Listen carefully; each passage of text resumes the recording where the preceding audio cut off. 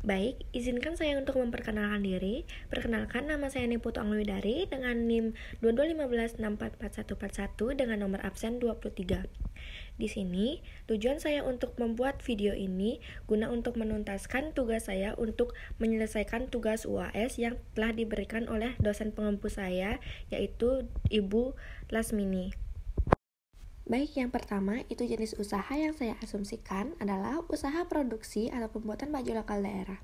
Untuk melancarkan usaha produksi yang sedang saya usahakan, maka saya sangat memerlukan adanya persiapan dalam hal ERD atau Entity Relationship Diagram dan Research Event Agent atau RIA dalam proses pengembangan perusahaan ini. Baik, kita masuk pada tutorial cara pembuatan flowchart pada diagram konteks siklus produksi.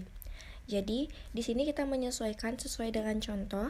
Itu siklus produksi kita memilih untuk memakai persegi panjang karena pada contoh itu sudah tertera ada bentuknya persegi panjang.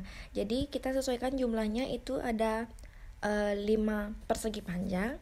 Lalu kemudian ditambahkan lingkaran untuk nanti mengisi siklus produksi, dan kemudian kita sesuaikan lagi, dan kemudian kita bisa menambahkan teks untuk memperjelas lagi apa saja yang tercantum pada flowchart tersebut.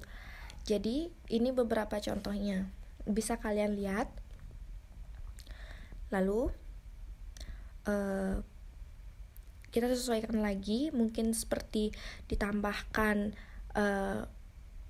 kondektor atau garis-garisnya untuk menunjukkan arusnya bagaimana nanti, atau untuk menjelaskan bagaimana arus flowchart itu berjalan. Nah, ini kita sesuaikan lagi dan atur sedemikian rupa seperti yang ada di contoh pada buku atau pada gambar ya. Nah, ini bisa kita lihat prosesnya.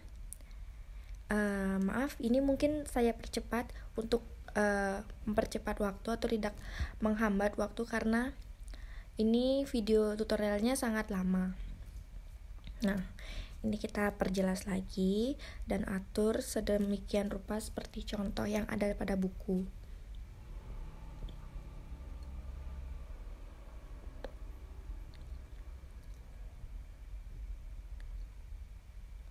Dan masih kita atur dan ditambahkan beberapa keterangan yang memang yang diperlukan.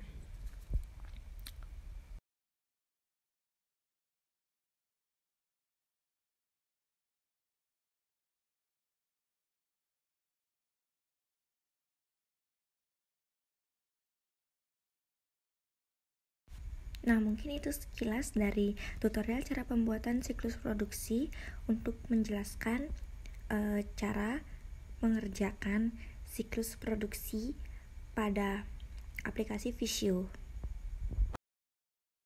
Baik, kita masuk pada tutorial yang kedua, yaitu tutorial pembuatan flowchart pada diagram RIA. Ini masih tetap sama seperti video yang sebelumnya. Itu kita sesuaikan masing-masing bentuk untuk entitas, itu kita menggunakan persegi panjang, dan kemudian kita tambahkan konjektor untuk menyesuaikan arus atau alur-alur pada masing-masing entitas, dan kemudian kita atur sesuai dengan contoh yang ada.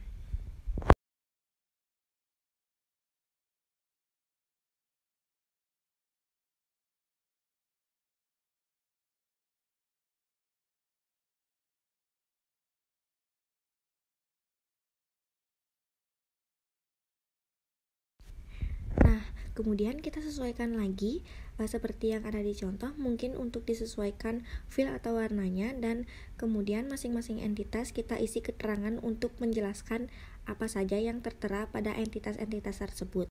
Nah, itulah langkah-langkah untuk membuat diagram RIA. Baik, di sini saya akan menjelaskan diagram siklus produksi.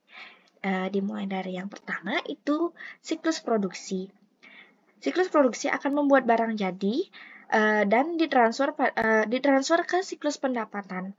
Setelah itu, pada siklus pendapatan akan memperkirakan penjualan kepada siklus produksi. Setelah itu, siklus pendapatan akan menerima pesanan pelanggan dan kemudian ditransfer ke permintaan pembelian, sehingga timbullah siklus pengeluaran. Pada siklus pengeluaran akan menimbulkan BOP atau biaya overhead, kemudian biaya bahan baku, dan biaya tenaga kerja. Selanjutnya, siklus produksi akan memenuhi kebutuhan tenaga kerja pada siklus MSDM atau pengkajian. Kemudian, siklus produksi memperoleh laporan dan ditransfer ke manajemen. Lalu, yang terakhir itu siklus produksi akan menghasilkan harga pokok produksi dan akan ditransfer ke sistem buku besar dan pelaporan. Baik, di sini saya akan menjelaskan diagram RIA untuk siklus pendapatan. Baik, saya mulai dari pertama, itu ada pada entitas persediaan yang berelasi dengan entitas mengambil pesanan pelanggan dan entitas penjualan, yang dimana dia membentuk kardinalitas N ke N atau banyak ke banyak. Selanjutnya, ada entitas persediaan. Entitas persediaan ini berelasi dengan entitas mengambil pesanan dan kemudian berelasi dengan entitas pegawai dan entitas pelanggan, dan dengan berkardinalitas itu N ke 1 atau banyak ke 1. Selanjutnya, kita turun ke entitas mengambil pesanan pelanggan yang berelasi dengan entitas penjualan dengan berkardinalitas itu 1 ke 1. Lalu, dari entitas penjualan, kita berelasi dengan entitas pegawai dan pelanggan dengan berkardinalitas itu N ke 1 atau banyak ke 1. Lalu, selanjutnya itu ada pada entitas penjualan lagi, dan kemudian berelasi dengan entitas penerimaan kas. Entitas penerimaan kas, di mana di sini membentuk kardinalitas itu N ke N atau banyak ke banyak. Dan selanjutnya itu ada pada entitas kas yang berelasi dengan entitas penerimaan kas, dan kemudian berkardinalitas itu 1 ke N atau 1 ke banyak.